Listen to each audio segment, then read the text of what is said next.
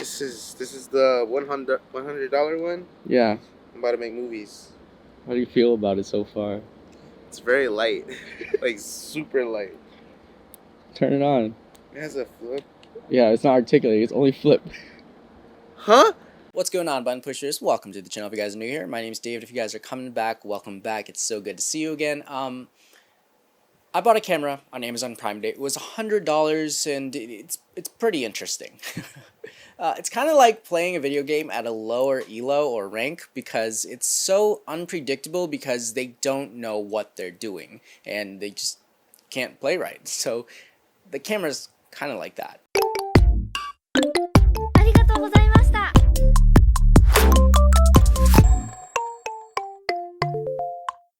Just a heads up, I am 100% returning this camera. I just kind of wanted to buy it for this video just for some fun, but let's look at the listing real quick. So first of all, it's literally labeled 4K digital vlogging camera for YouTube, autofocus camcorder for photography, 48 megapixels, video camera with Wi-Fi connection, 3.0 IPS, flip screen, wide-angle lens, 16x digital zoom, 32GB SD card, and 2 batteries. That's literally the longest listing of a camera name.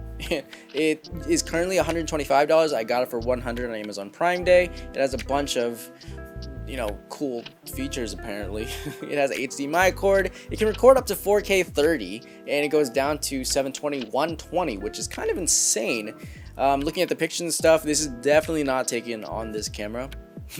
I'm just gonna let you know right now, these are not the pictures that were taken on these cameras. So I did a little unboxing video. I do have some audio on it with my DJI mic, but I kind of just didn't want to use the audio. But we're getting out of the box. Of course, we have the manual, but the camera. But then it also comes with the micro SD card. It comes with 2 batteries. It comes with a macro lens 16x. And it comes with a gradual blue filter. Who uses those? And why does it come with this camera of all things? Why?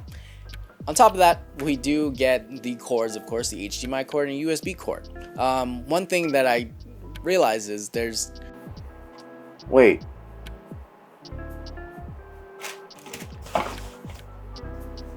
Where's the battery charger? There's no camera charger. There's no battery charger. So I'm assuming that you use USB to charge it because that's kind of weird. Cameras usually come with battery chargers, but I guess this one you just charge through USB. At the bottom of the camera, you have the micro SD port and the battery door. It's a 48 megapixel camera. Apparently 48. 48? Yeah. Damn, that's like better than a lot of cameras. Yeah, but is it real? Is it really 48? Is it? I mean, you'll know with the image size, right? It runs on a micro SD card. That's a 32 gigabyte micro SD. There's a lot of people who use micro SD cards instead of SD cards. I know. It's a 52 millimeter. But still. If you're running a 4K camera and you aren't a drone and you're using a micro SD card, it's already kind of sketchy. Like I know a lot of people out there do use micro SD instead of regular SD, and that's something that you should avoid doing at all costs because it's just not good enough. But some people just do it, and I'm saying it right now, stop doing that. Now, the camera itself, the build quality, straight out of the box, very plasticky, very cheap. I felt like if I dropped it, it would probably break and I would never be able to use it again. The articulating screen is not articulating, it's literally just a flip screen. So it can be on the back and then flip out, but it can't turn or swivel or tilt on any axis at all. It literally just comes out and flips like a vlogging camera. When you turn it on, it gives you a welcome screen and it looks like a really old power shot camera, like a really nice point and shoot camera. And that's kind of what it is, but it feels like a toy. It's literally just a toy camera. Going into the camera menu was a whole different story. You know how cameras have like RAW, JPEG and whatnot? No, this one has super high quality, middle quality, or high quality, and then standard. And it doesn't really use terms. It doesn't really use much stuff. It doesn't really get technical with it. It's literally just like straightforward. Like if you were a child and you were given this camera and you understood basic words like quality and you understood the numbers, that's it. You don't have control of your aperture or anything, to be honest. I really don't think so. I didn't really dwell too much because it was kind of just really stressful using the camera, but it was something. It was super beginner. It wasn't even actually below beginner. That's how I feel. I just looked at it and I just held it and I'm like, what am I doing? There's no touchscreen, so you gotta use everything from the camera, like on the actual controls, and I didn't know how to move anything, and it was just so confusing. It was worse than a Nikon. No hate to any Nikon users. The battery life on this thing literally lasted me like 25-30 minutes of actual use, and then for sometimes when I turn the camera back on, it would be full battery, so I don't know if it's charging itself somehow, but somehow the battery life just comes back. It's kind of weird. Good job. Video quality, middle. High. That's what we need. That's what we need. I'm not even gonna test it with the macro lens or the gradual blue filter. I'm just gonna use it straight up, and maybe after shooting, the pictures are okay. The pictures aren't like super top tier. 48 megapixels, maybe, but definitely not to the quality and the compression levels of something you would get off like a Sony A7R, which is like what, 45 or something. And they can claim 48 megapixels, they can claim 4K, but it all comes down to the actual codec itself, and this is not that. You get JPEGs out of this. There's no RAW mode. You could at most use it like a digital film camera because it misses focus a lot. Like a lot. And you have no real way to control it because I would half press or whatever and it wouldn't focus, and sometimes it would, sometimes it wouldn't. The continuous focus is really weird. It's not 100%.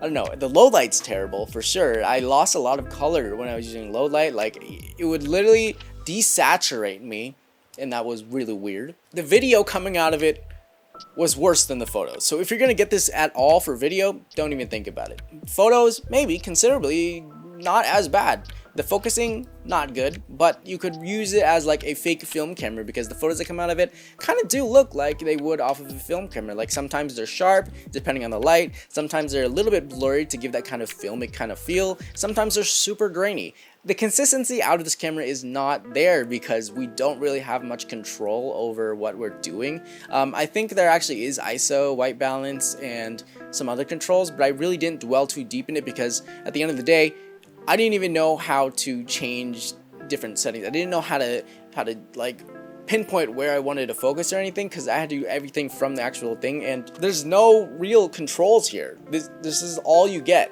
These little buttons here, that's all you have to control the camera. And you know, going through it was just stressful. Don't even get me started on the audio quality out of this camera because I was recording, I was gonna do like a little vlog, be like, yeah, you know, I vlogged on this camera to see how good it was. Secondly, the audio out of this camera is absolutely atrocious. I've used it, or I just watched the first clip back for the first time and I can't even hear myself. So, well, I hope it's just like the speaker coming out of the camera. Hopefully not the microphone. Hopefully this sounds better on the computer. If not, I'm going to, oh my god. Worse than scratch audio out of the camera like this, out of the Komodo. It was really muffled, really quiet, and I thought maybe, just maybe, it was off because of the speaker on the camera. But no, I put it on the computer, I listened to it, and it's terrible. It's absolutely terrible. So, wow. Honestly, if you're thinking of getting a camera like this, if you see anything like this, if for some reason you're like, hey, I want to get a really cheap camera, $100 off Amazon, super cheap, looks like it would work really amazing, let's get it. You're absolutely wrong. Don't skimp on cameras, they will last you forever. Lastly, I want to do some review reading. So let's go back to the Amazon page real quick and read some reviews because apparently this has a lot of 5-star reviews with an overall rating of a 3.7. But I'm really interested in the 5-star reviews. I bought this as a starter camera for my vlogging and it's great. Clear picture. I did buy an external microphone because the sound was low, but other than that, this was a must-have. If you're interested in makeup, clothing hauls, etc., yeah, okay, whatever. A great buy. I just received my camera and I love it. Fast shipping, it's simple to use and quality is very good. It comes with all the items described, it's lightweight, I highly recommend this camera. Just received my camera in the mail. I have ordered and sent back at least 2 cameras. I can say this is one of the best. It is a great quality, great price, shipped fast, and it came with all the pieces described. I recommend this camera for pictures and videos. Good 48 megapixels. Honestly, you could do a lot better with an iPhone. This guy says lies. Lies, just lies. I honestly thought this was a great deal for a starting camera, especially one that can reach 4K. As you can see as you can see from these photos, this is nowhere near 4K, let alone a decent resolution. It came with a timely manner, which is not the issue. The photos say it all. I will be returning this. I thank God that Amazon allows for full refunds. Amazon is one of the best retailers out there. Well, first of all, you're looking for 4K in photos, man. 4K is not a photo term to begin with. And that is something you gotta understand. So this camera is geared towards people who don't actually understand anything about photo or video, and they're just kind of looking for a camera because they're interested in creating content. And I feel like the seller is just like targeting those people. Like, hey, here's $100. I'm gonna give you like an old Motorola phone inside of a camera body, and make it work with that. So, anyways, just a little fun video for you guys. Definitely don't buy this camera, but if you're interested in checking it out, click the link in the description. I'll link it for you guys. Make sure you guys hit that subscribe button if you haven't already subscribed. Give me a comment below. Let me know what you guys think about this camera, if anything at all. Keep pushing buttons, guys. I'll see you guys in the next video. Have an amazing day, and I'll see you there. New videos coming out soon. Bye.